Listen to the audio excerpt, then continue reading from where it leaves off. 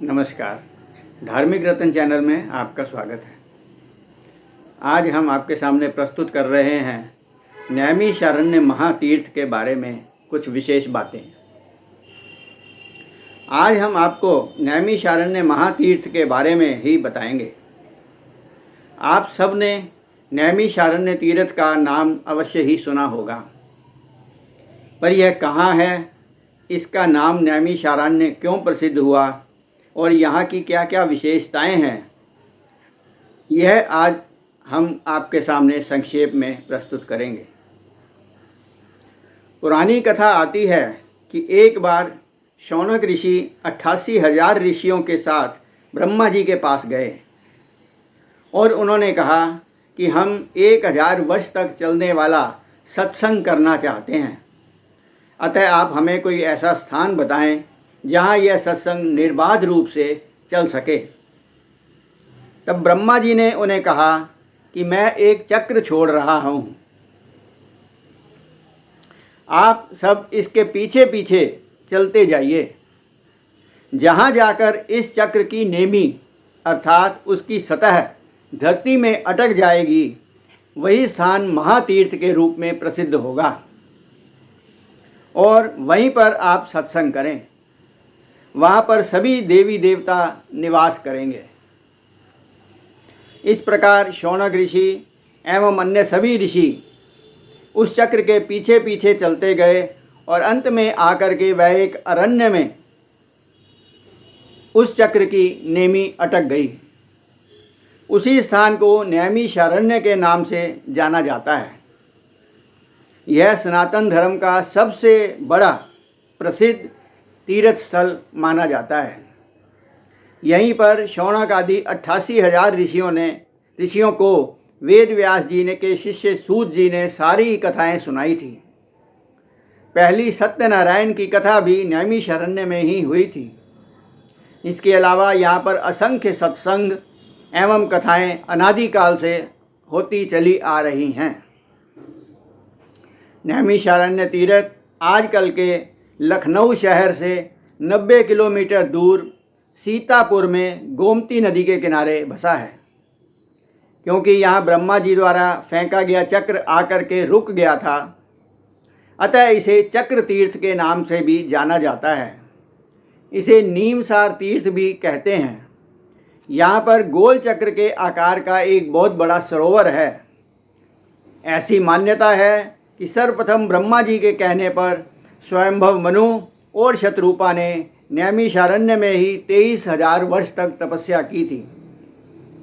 जब भगवान विष्णु उनकी तपस्या से प्रसन्न होकर यहाँ प्रकट हुए और मनु को वरदान मांगने के लिए कहा, तब मनु ने मांगा कि मेरे घर में आप जैसा पुत्र उत्पन्न हो। तब भगवान ने वरदान दिया कि मैं स्वयं त्रेता युग में तुम्हारे घर में उत्पन्न होऊंगा। ऐसी मान्यता है कि वही मनु त्रेता युग में महाराज दशरथ के रूप में प्रकट हुए और देवी शतरूपा कौशल्या के रूप में प्रकट हुई एवं उनके घर में भगवान विष्णु ने श्री राम के रूप में अवतार लिया था।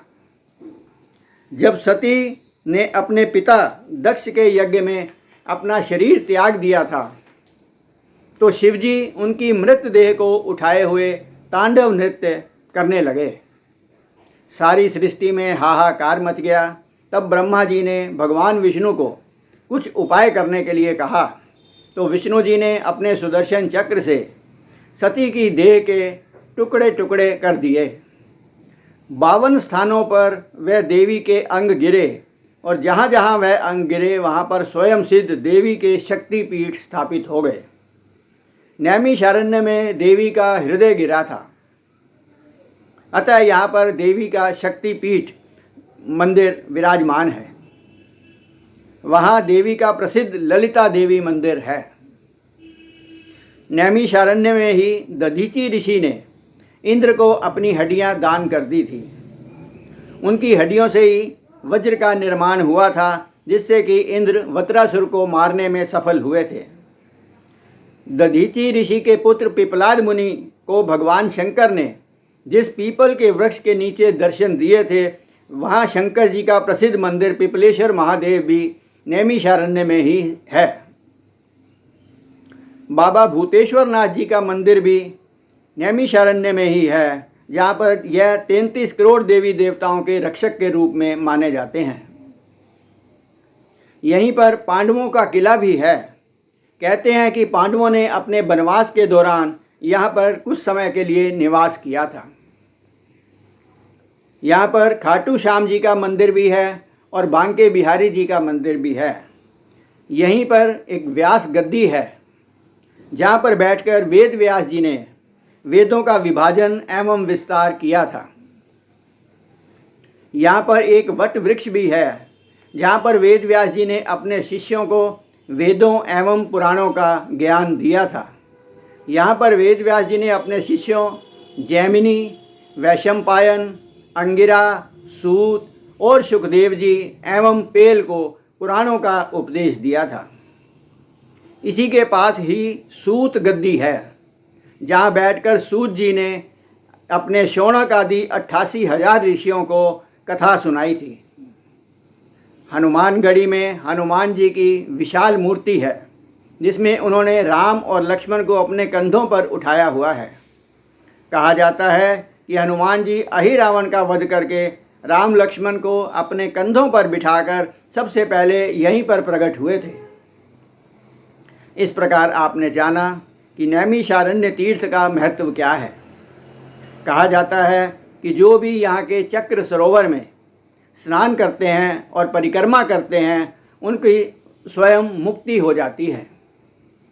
बोलिए नैमिषारण्य तीर्थ की जय। आइए आज के प्रसंग को समाप्त करने से पूर्व एक छोटा सा भजन प्रस्तुत करते हैं। श्री कृष्ण गोविंद हरे मुरारी, हे नाथ नारायण वासुदेवा। श्री कृष्ण गोविंद हरे मुरारी, हे नाथ नारायण वासुदेवा। हे नाथ नारायण वासुदेवा, हे नाथ नारायण वासुदेवा। श्री कृष्ण गोविंद हरे मुरारी, हे नाथ नारायण वासुदेवा। श्री कृष्ण गोविंद हरे मुरारी, हे नाथ नारायण वासुदेवा। हे नाथ नारायण वासुदेवा, हे नाथ नारायण वासुदेवा। श्री कृष्ण गोविंद हरे मुरारी, हे नाथ नारायण वासुदेवा। श्री कृष्ण गोविंद हरे मुरारी, हे नाथ नारायण वासुदेवा। बोलिए श्री कृष्ण भगवान की जय। धन्यवाद। जय श्री कृष्ण।